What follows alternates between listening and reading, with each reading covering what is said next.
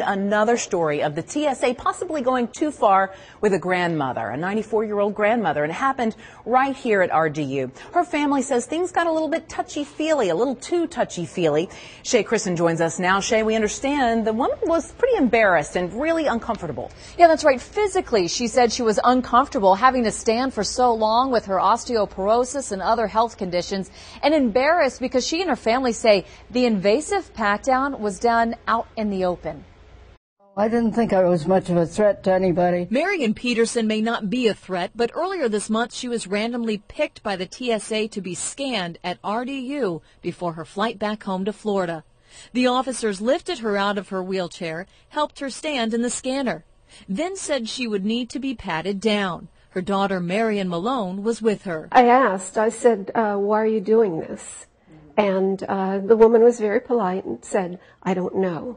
Maybe the scanner detected something, or maybe she moved. She said it would be in depth.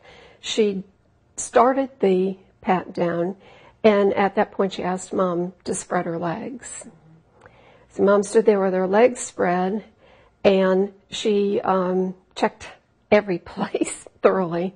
Her, all her body, and her crotch and her breast and everything else. Joe, her son, believes security went too far. The daughter says the officers were polite, but they could have done more to protect Peterson's privacy by patting down those private parts away from the public. Marion is all for security, but for those, she says, who might actually pose a threat. To me, I can't understand with all the people in an airport why they would pick out some little old lady. Now, a TSA spokesperson has not returned my phone calls or emails, but they did tell our affiliate in Florida that the TSA works with passengers to resolve security alarms in a respectful and sensitive manner.